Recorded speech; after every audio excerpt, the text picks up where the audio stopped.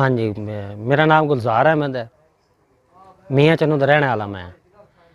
इस मालियां का काम करना, नाल डंगरा भी रखे ने ते सब्जियां का काम भी करने आ, नाश्ता लाने पे आ। ते चौथे पंजवें महीने तकरीबन अंगूर का सीजन लेना वे, मलोक का सीजन होना आया वे। अगे तकरीबन एक महीने तो बाद तकरीबन आई जासी माल्टे का सीजन, मौसमी का सीजन, ये सारा कुछ लगसी है इंशाल्लाह। ते ਅਸੀਂ ਮਹਿਮਾਨਾਂ ਦੀ ਖਿਦਮਤ ਵਾਸਤੇ ਇੱਥੇ ਆ। ਸਾਡੀ ਦਿਲ ਹੈ ਵੀ ਅੱਗੇ ਇਹਦੀ ਖੂਬਸੂਰਤੀ ਹੋਰ ਵਧਾਉਣ ਤੇ।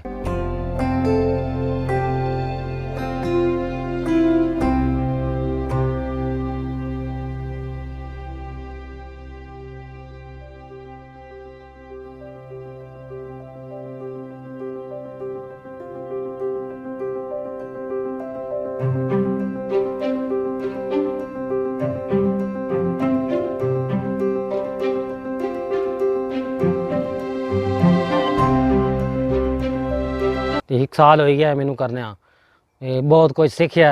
ਮਾਲੀਆਂ ਦਾ ਕੰਮ ਵੀ ਸਿੱਖਿਆ ਵੇ, ਸਾਰਾ ਕੰਮ ਸਿੱਖਣੇ ਪਿਆ ਇੰਸ਼ਾਅੱਲਾ।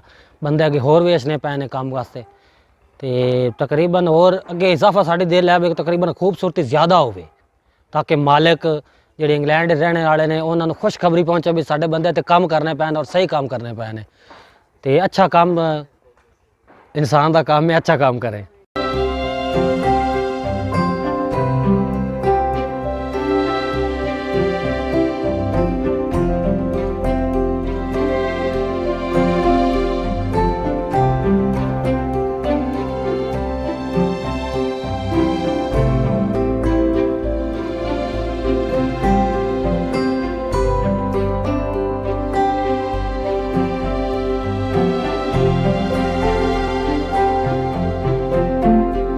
मेरा नाम जी वलायत अहमद है, ज़िला फैसलाबाद तो तहसील दांदरे तो।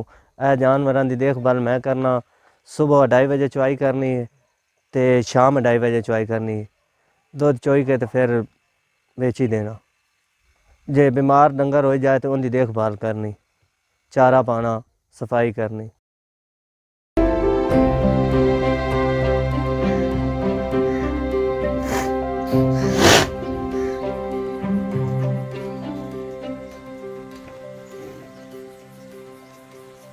जनाब असी साहीवाल तो हैं, जिला साहीवाल। असी काम करने चुवाई का तो 10 किलो वंडा पाने तो 10 किलो खाद पाने तो माल ने पट्ठे पाने।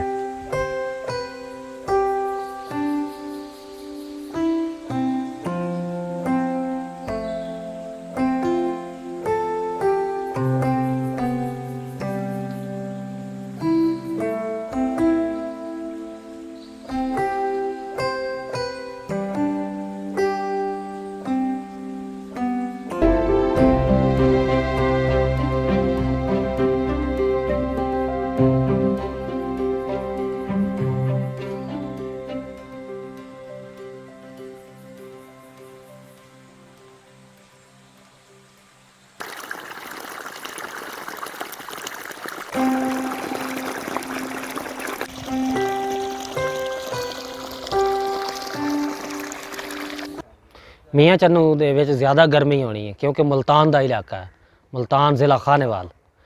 उसे ज़्यादा गर्मी होनी है। इत्थे तकरीबन ठंड च इजाफा होना वे, रात को ठंड लगनी है, ठंडा पानी है।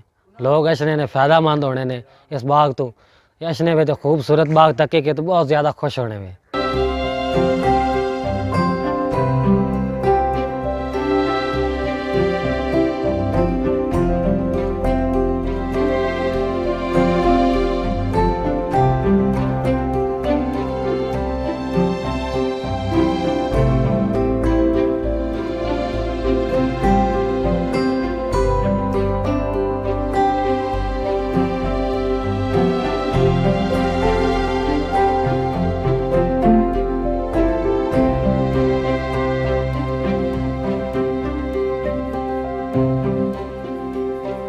पाकिस्तान जिंदाबाद। जिंदाबाद।